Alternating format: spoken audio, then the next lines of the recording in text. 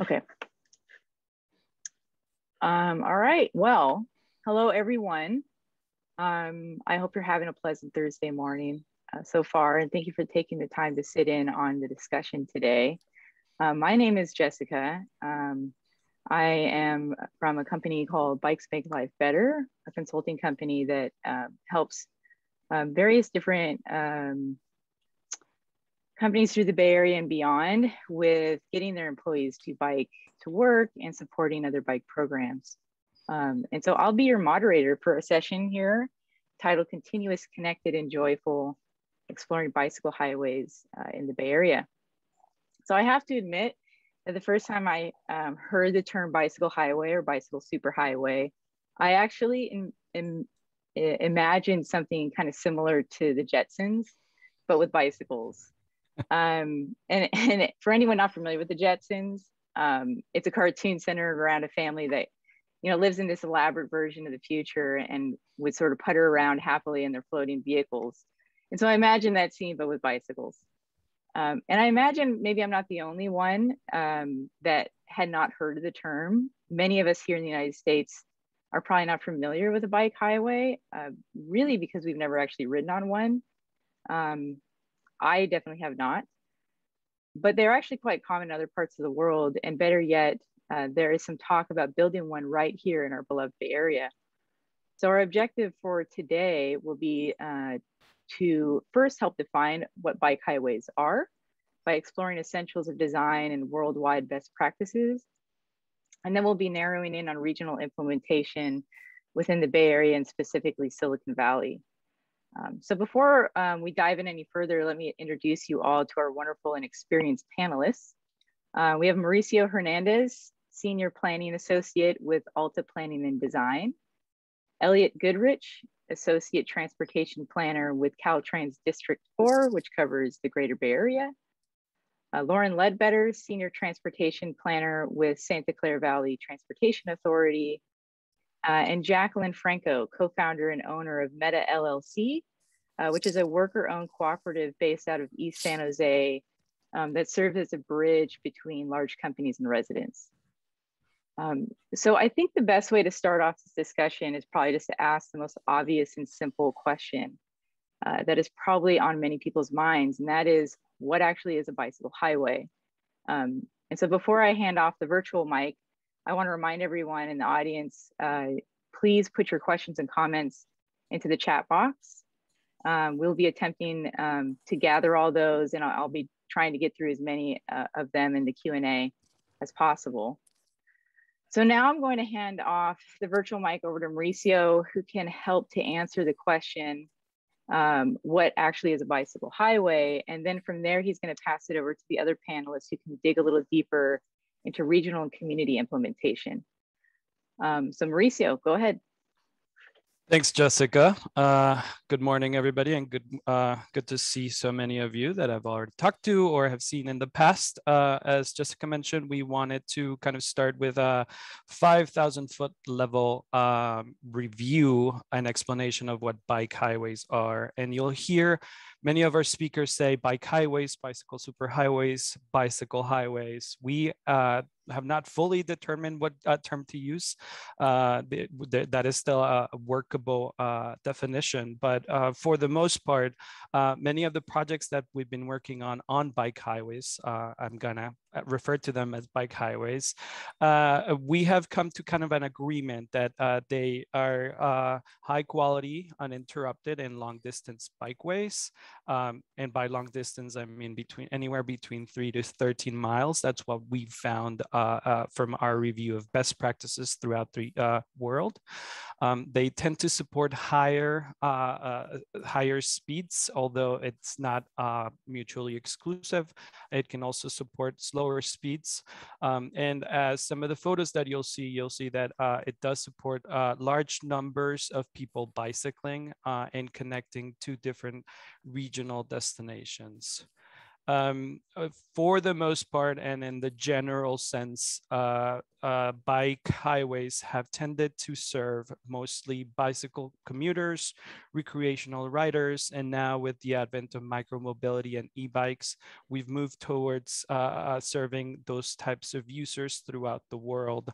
Again, as Jessica mentioned, we don't currently have in the US a fully working definition or a fully working what we would consider a bike highway. So many of the examples of what we're giving you are coming from, many of them are in Europe, although we did look at a few different ones in China and a few different ones in South America, in my home country of Colombia, and my home city of Bogota.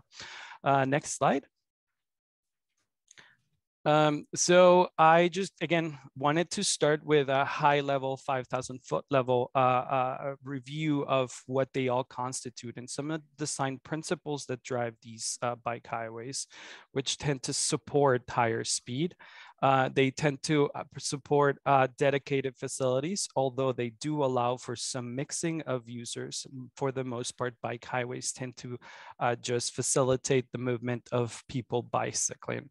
Again, this does not preclude other users like pedestrians going into these facilities, although for the most part, they are dedicated facilities for bicyclists. They also try to limit the effort of the user. Many of these are in flat surfaces. So one of the interesting ways that we're looking at here is how we're going to be helping with the slopes. And they tend to be the most direct routes. So you'll see that many of the examples that we're giving out, they may just go through a very direct route that connects people fast and easy to their destinations. In terms of design elements, we've kind of grouped them from our review of best practices into these three main groups, and I'll dig into a little bit more. They tend to go with alignment, intersections, and materials and amenities. And while we do not have designated bike highway facilities, some facilities in some parts in both the US and here in the Bay Area do serve as more or less bike highways. Next slide. So in terms of alignment, and this is probably one of the most important portions of bike highways, they tend to serve with a high level of separation unless there is no available right of way or space. So when there is no space and where the users are allowed to mix together, although the priority is given for bicyclists. One thing to highlight for all of this is, unlike here in the US, outside in the international world, there are facilities for just bicyclists, just pedestrians, and just cars. So that's one thing to highlight. We don't, there are a number of examples of shared use facilities, but this facility is mostly for bicyclists. The design speeds tend to allow for a little bit of a faster movement. Again, that does not preclude the movement of different users. The widths also align with the design speeds, so giving a little bit more space for folks to bicycle next to each other, although the widths are also driven by the types of the context of the land uses, as well as the slopes and the vehicles permitted. Again, pedestrians are allowed in bike highways when there is not additional facilities available. Bike highways also focus on intersections. I mean, so part of what bike highways do is they do try to limit those access points so that the user can move in terms of time much faster. So there are a number of intersection crossings and treatments, and of course, bridges and overpasses and underpasses. There are a number of facilities that have been implemented, like a green wave signal, which for the most part, we are using now the name intelligent transportation features, since there are a number of features that do help with that movement of bicyclists. Next slide. Finally, the materials or amenities. As you all can tell, I know many of you are avid bicyclists, so the surface is extremely important, and you want to be able to know where you're going. So bike highways are big on wayfinding and branding, as there are a number of places that people want to go. And I'll let others chime in on green wave signal once we get to the question and answer. One thing that international and also in other places, the lighting is also extremely important for to bring that the user a sense of security and safety, and you know, you want to be able to know where you're going. So that's all tied to branding, wayfinding, and with the lighting. And finally, as with any facility, you have to have support facilities to kind of increase that user comfort and that the utility for the user. Again, these are routes that are much more utilitarian, and they tend to be much better for users to go long distances. And with that, again, we are starting at a 5,000 foot level. Elliot, I'm gonna cede it over to Elliot, who can introduce you to what we're doing with the Caltrans Bay Area Bike Highway Study. Elliot? Thank you, Mauricio. My name is Elliot Goodrich. I am project manager for Caltrans for the Caltrans Bay Area Bike Highway Study, which is a project to conceptualize a network of long distance, low stress bikeways, specifically along the state highway system within Caltrans right of way in the 9-county Bay Area region. Next slide. So the impetus for the bike highway study was a couple of previous planning efforts that Caltrans has undertaken. First, the statewide active transportation plan toward an active California, which was completed in 2017, included a mobility strategy to explore opportunities to develop a network of separated bicycle highways to serve regional and interregional travel. And then in our District 4 bike plan, completed in 2018, we expanded on that strategy a little bit by developing this map that you see on the right, showing bicycle highway opportunities within the Bay Area region. This was, you know, hypothetical and based only on a cursory analysis of actual opportunities. And so the purpose of this study is to expand on that even further. Finally, I just wanted to highlight that we're seeing some statewide momentum to develop programs for bike highways just this year. For example, there's Assembly Bill 1147 introduced by the star of the first session, Assemblymember Friedman. I unfortunately missed most of that session, so I don't know if she mentioned this bill, but it would direct Caltrans by January 1st, 2023 to submit a proposal for the development of sites for a pilot program establishing branded networks of bicycle highways that are numbered and signed within 2 of California's major metropolitan areas. Still under consideration by the state legislature, but it does demonstrate kind of the direction we're heading at a political level. Next slide, please. So over the course of our study, we are answering the questions that you see at the top of the timeline. What makes a good bike highway? And Mauricio basically answered that question for you by providing some of the design elements. Where should and where can bike highways go? These are questions to guide the selection of priority bike highway corridors along state highways. What should bike highways look like? We'll be developing detailed conceptual designs for 2 to 3 priority corridors to show what a bike highway should look like.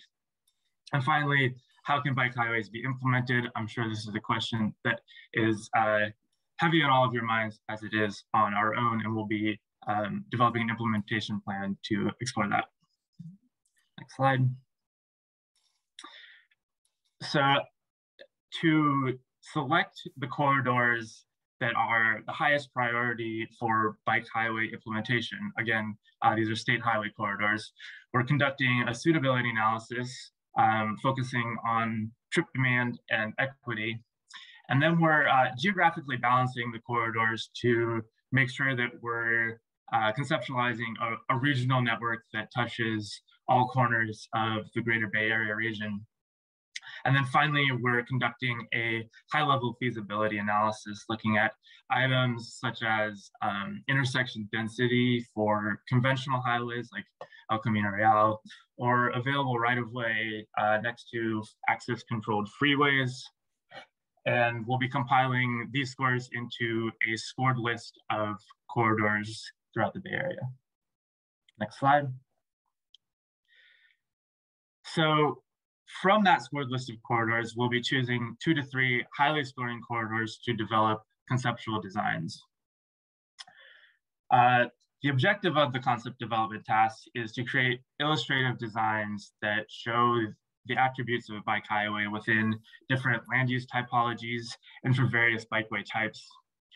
You can see the diagrams on the right show some of the different bikeway types that we want the conceptual designs to illustrate. For example, some of the things that we want the concepts to illustrate are how a bike highway provides a comfortable riding experience next to a freeway despite noise and particulate matter pollution. Or how does a bike highway connect to the Bay Trail or to a multi-use path with slower traffic? Or how does a bikeway navigate a complex freeway interchange? Next slide. So these are the activities that we'll be undertaking this late summer and fall. To inform the concept design process, we'll be soliciting feedback directly from people who live nearby the priority corridors or who would use the bikeway otherwise for transportation or recreation. We'll use the community feedback to determine things like where some of the specific amenities that Mauricio highlighted should go along an alignment, or actually which alignment is preferred along a corridor. We'll also be thinking about considerations such as where specifically should a bike highway be particularly mindful of the pedestrian experience, or how can a bikeway have co-benefits for closing gaps and barriers for other people walking and biking across the state highway system. In essence, we'll be doing a slightly less in-depth version of the work that VTA is doing for the Central Bikeway Study. And with that, I'll pass it off to Lauren to talk about that. Great, thanks, Elliot. So the Central Bikeway Study is a feasibility study looking at alternative alignments for an 8-mile bike superhighway in Santa Clara County, roughly connecting the city of Santa Clara to the Berryessa BART North San Jose. Go to the next slide. You can see here, this is the project area. The left-hand side is Lawrence Caltrain Station in Santa Clara, city of, and then the right-hand side, you can see the Berryessa BART Station. We decided to work on this feasibility study drawing from the countywide bike plan that we updated in 2018, in which we introduced the concept of bike superhighways. You can see the second bullet is our definition of bike superhighways, which matches pretty closely with Mauricio's definition. And we chose this corridor because it connects transit and some of the north-south trails in the county.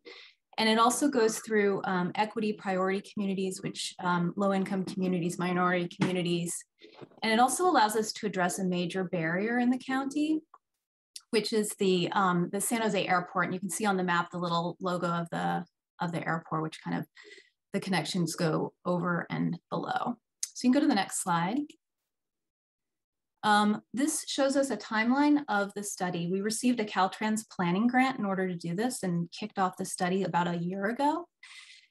We've held 2 outreach meetings to date, one in the fall and one in the spring. And right now we're in the summertime and we're determining a preferred alternative.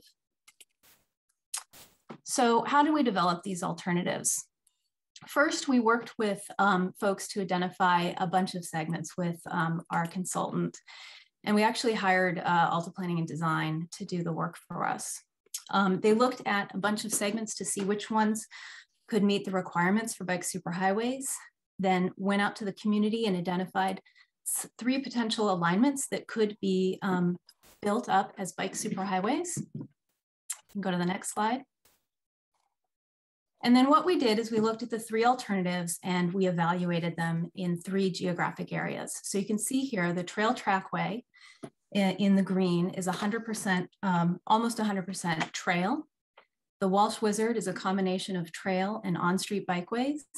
And the Shortliner is a combination of, or it's 100% on-street.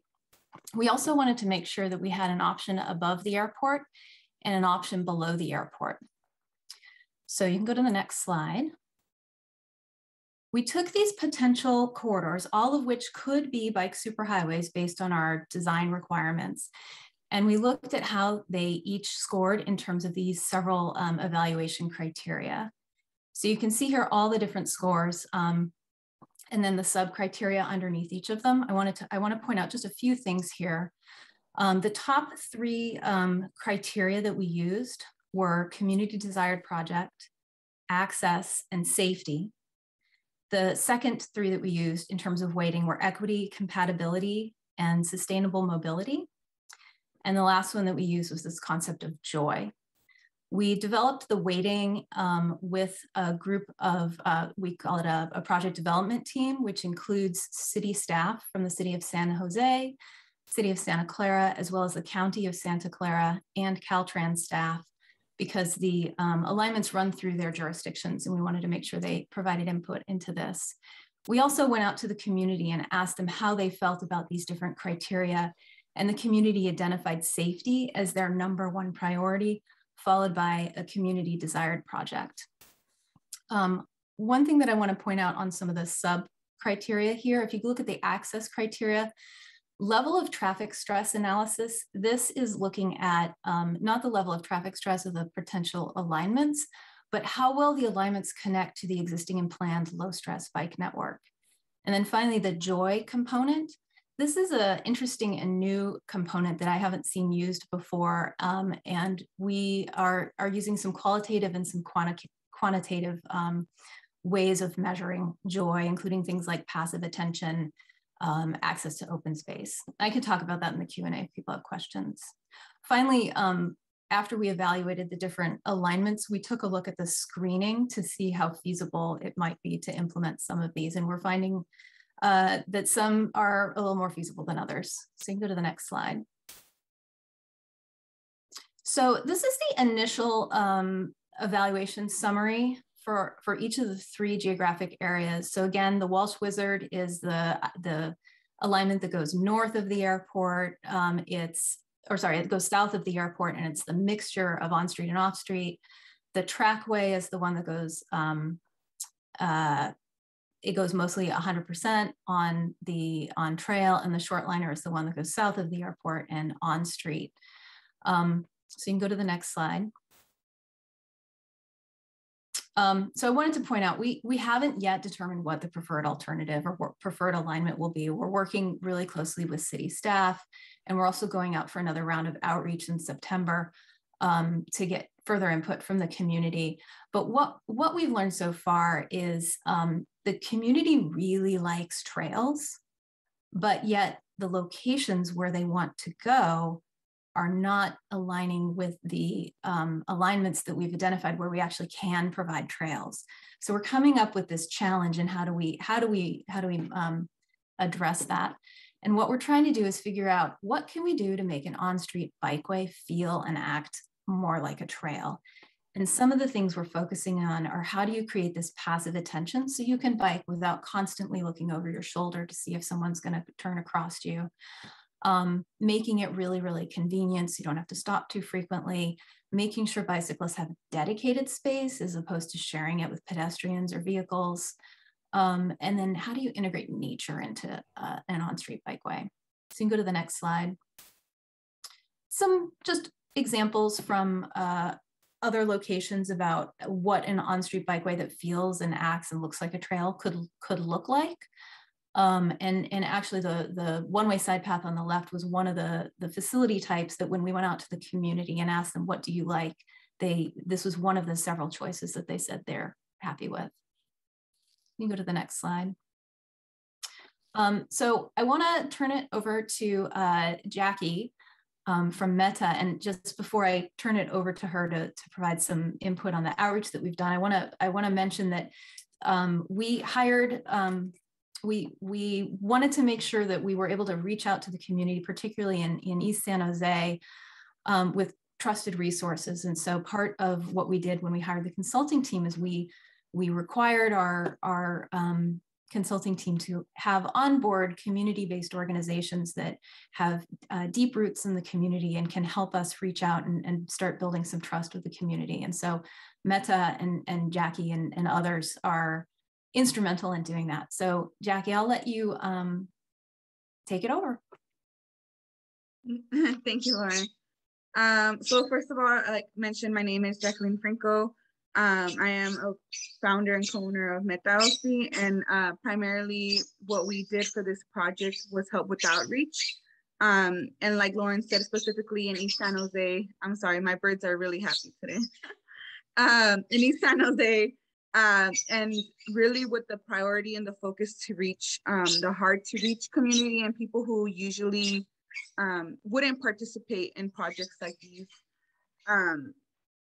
So from the very beginning, I think one of the things that we noticed that we really wanted to focus on was the language that we were using, not just for the flyers, for the presentations, for anything that we were passing out, we were posting. And when it was being translated, the level of language that we were using. And the example I always use is that of my dad.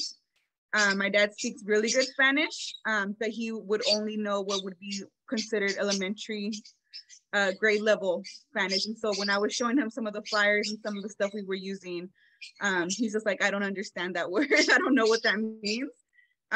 So going back and really saying, you know, we need to make this really simple, really understandable, and really to the point so that people understand what this project is about. And then I think also kind of going to one of the questions here, the biggest challenges and what we were hearing from the community was that people felt like this project wasn't relatable to them or wasn't for them. And so really having to shift that narrative of like people aren't filling out their survey or aren't coming to the meetings because they don't care, but more so of what can we do as an organization to reach those people and make them see that this project is for them and it's going to be for their children as well. So something that really resonated with people when we heard is like, oh, you know, I don't use a bike. I use it, you know, just to get around and stuff, or, you know, not as much. I'm not going to use this bikeway. To then asking them, well, do you have children? Yes, I do have children. Do they like to bike? Yes, they like to bike. Then they could potentially be using this bikeway, and you have an opportunity to shape how it's going to look and how it's going to feel for them. And you can do that, or you can let others shape and decide what it's going to feel and look like for them. So that really resonated with a lot of the families and parents that we reached out in the community. And then I think something that I really also want to mention was that the intentionality, like we were really intentional with the strategy and the locations that we were going to do outreach in, to really meet community where they were at. And so like the picture we have here, we were at diaper distributions, we were at food distributions, we were outside grocery stores, and we even had some teams going door knocking and canvassing, and we were teaming up with them to pass on this information. So this is actually not me in the picture, this is my compañera Luz. They were at diaper distribution at a local elementary school, and so while they were giving out diapers, they were, hey, like, you know, there's this project coming to San Jose, we want to have your input on it. So we were really making sure that wherever we knew people were congregating, going at, we were in those spaces, in alternative to having them come, you know, come to this meeting, come to this location, come online to this spot, us showing up and having them fill out the survey on the spot. So I know I went through everything pretty quickly. I feel like it's hard to get everything from just one session. But if there's any more questions or more interest in this project, we will be having a pop-up demonstration at the City of San Jose's Viva Calle, September 19th from 10 to 3. And we hope to see many of you there. Thank you. All right. Thank you, everyone, for your really detailed input, starting from what a bike highway or bike superhighway is. And I do want to also remind everyone that the terms are sort of interchangeable within this panel, but we're all sort of referring to the same thing: bike highway, bike superhighway. So thank you for that and for the detail for the project that is being considered for Santa Clara Valley. We did get some questions in, so I want to start with some of those. I think the first question in here was, what is a green wave signal? But I believe that was answered. Where basically, green wave signal is where you're, is where the timing of the lights are timed so that it doesn't stop bicyclists on each of the lights. But I believe someone answered that one. So I want to get to a couple of the other ones. Wendy Baker had asked, where can we find a more detailed map of the proposed superhighway alignment? We're not seeing on the VTA site. It's just the larger one, the 3 maps. So maybe Lauren, if you could help. Yeah, I'm looking through our website. I know that we've presented the more detailed alignments at public meetings. And so I'm seeing if I can find the link to the public meeting presentation. We've also presented it to our committees. So a BPAC meeting, but I'll look for it and put it in the chat. Okay, great. Adam had asked, for bicycle highways, there has been a lot done to look at the physical infrastructure and design elements found in similar facilities around the world, but has there actually been any examination on how they've been developed, planned, funded, and constructed, these facilities, and lessons that could be learned from the experiences of the bike highways in those areas? So I think for this one, maybe I could start broad with Mauricio. Yeah, that's fine. Yes, that's the answer. But let me expand on that. Yeah, actually, the Europeans are really, really good at this, and they've put out really, really good information about it. It's online. If you go to cyclehighways.eu, you'll find amazing resources on how they have been implemented.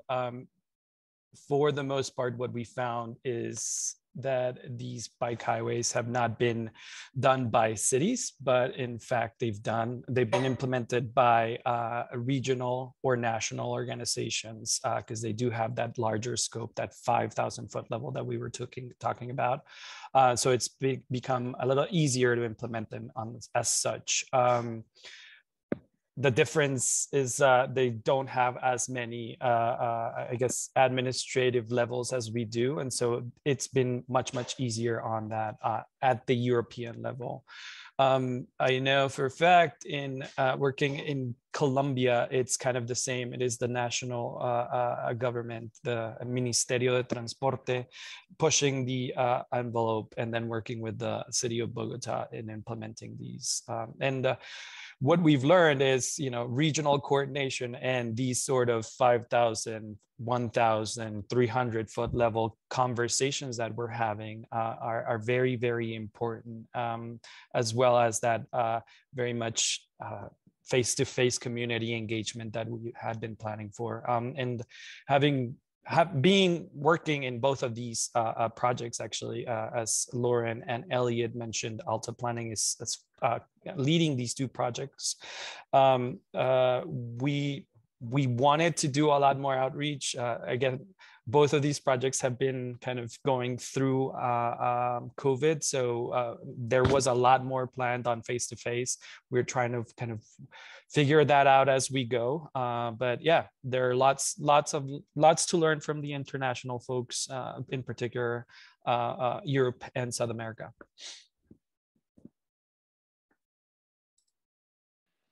Great, thank you. Let me move on to the next question here, kind of pivoting away from the studies and more about the money. Where would funding come from to implement a highway within the Bay Area, and maybe specifically the one that has been talked about on this panel? I can start with Elliot and then maybe Lauren as well. Yeah, that's a great question, Jessica, and something that we have to explore some more. I think the thing that that gives us optimism about actually being able to implement these are kind of the statewide, programmatic momentum that we're seeing, although it hasn't yet materialized into money. I mentioned the Assembly bill that would create a pilot program for bike highways. There was also the advocates, like broader advocates, asked for the governor's revised budget earlier this summer, included a request to allocate $500 million to development of bicycle highway pilot programs. Unfortunately, that didn't make it into the final budget, but I think we're seeing that people are asking for that money. You know, we have our existing funding sources as well that we'll try to leverage as best we can. You want me to jump in about VTA? Yeah, Lauren, did you have anything to add?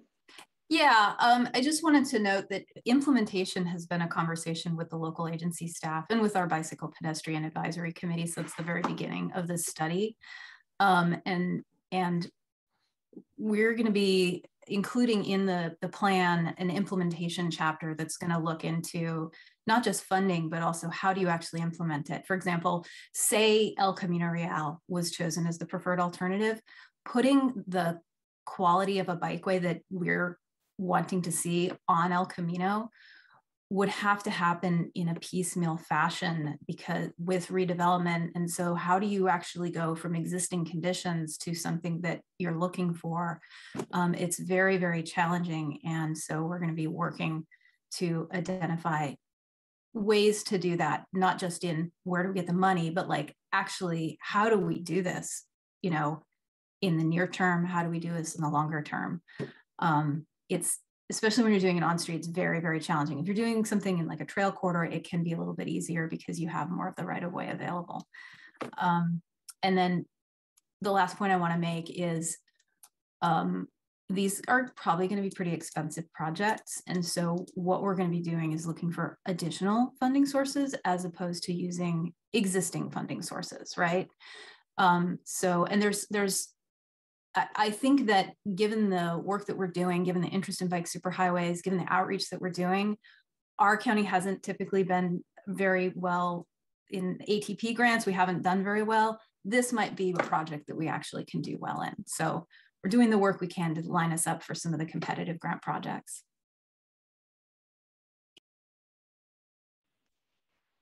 So focusing a little bit more on the concept of a bike highway being shared near vehicles.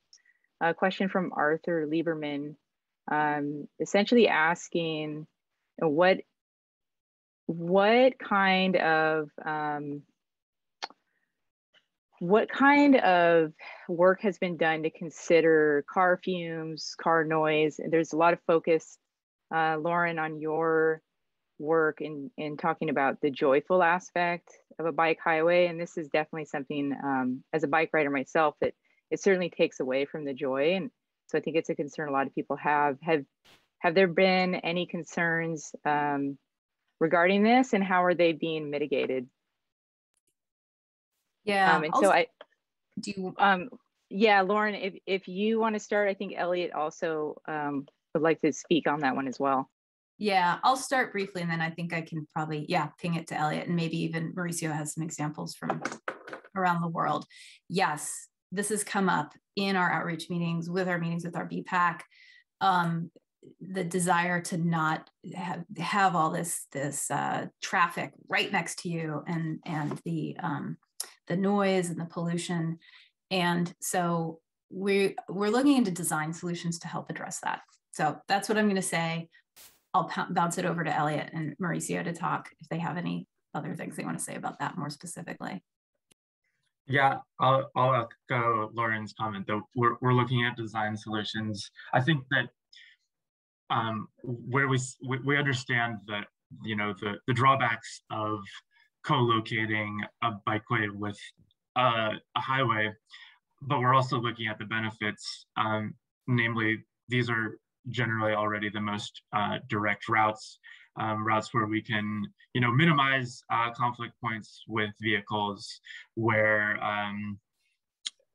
we can kind of capitalize on the, the branding of highways and directness, where we can,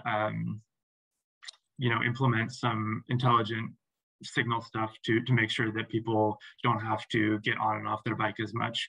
So we're really hoping to be able to balance the directness of the facility and, maybe available right of way next to freeways, stuff like that, with some of the drawbacks related to the bicyclist and pedestrian experience. And so, Mauricio, do you have any insight on some of the specific things we can do to achieve that balance? Yeah, I mean, I was going to point out that, there is going to be a mixing of users sometimes. And in the European examples, there is a lot of, there are buffers between cars and bicyclists, and some of the photos that we showcased in our presentation included that. But additional, I think there are certain examples here in the US, and I'm going to kind of draw you to the Woodrow Wilson Memorial Bridge in Washington, D.C., that effectively it's pretty wide. It is currently it is a designated as a, what in California would be a class 1. There is just a shared path, but once you kind of get close to Alexandria, Virginia, there are sound barriers, plastic sound barriers that are just fantastic, and you can barely feel any sound from the I believe right now it's a 12-lane highway crossing the Potomac. So that there are a couple of different examples throughout the US that we could use. But at the same time, I mean, as Lauren and Elliot, we're looking at more things that can be implemented. There are certain highways that are already kind of functioning as, or providing those linkages between areas here in the Bay Area. I think the Richmond-San Rafael Bridge with the new bike ped component does act in a certain way as a bike superhighway. So yeah, thank you for popping these up. I think there are some really awesome examples of where those bike superhighways act. And in both, I think one of the things that we need to consider is the type of facility, but also in whether it's in a more rural and more urban or more kind of suburban. So you'll see a lot of different examples of these throughout the US and throughout the world. Hope that answers the question from our end.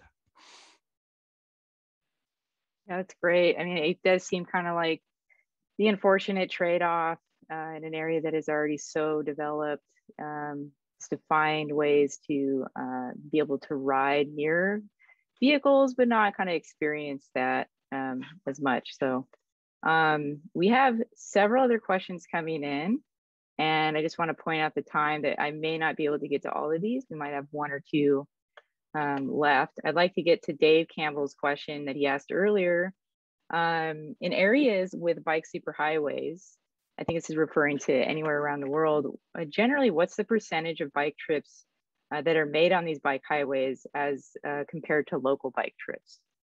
So maybe Mauricio, do you want to add on that one at all, or Elliot?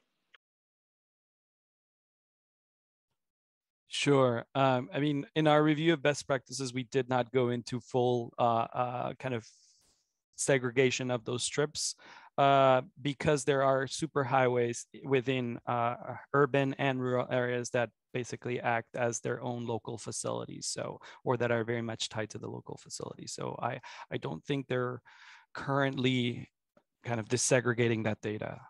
Elliot, I don't know if there's anything that you'd like to add. Yeah, I don't have an answer to that question, unfortunately.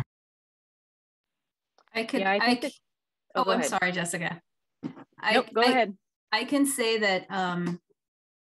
So it's kind of an answer to another question too. The board of directors for VTA just adopted our bicycle superhighway implementation plan in June. I'll send a link out in the chat. And that looks at 17 corridors in the county. And as part of that, we did like a VMT, a vehicle miles traveled analysis. I don't have the number off the top of my head, but we looked at the potential for VMT reduction given the bike superhighway network being built out. But that doesn't exactly answer the question, which was what percentage, but you probably get there from that. Yeah, I imagine it's kind of a tough one to be able to differentiate that. I think that the general hope is to see what kind of traffic is the bike highways are collecting or pulling from people, like the general usage.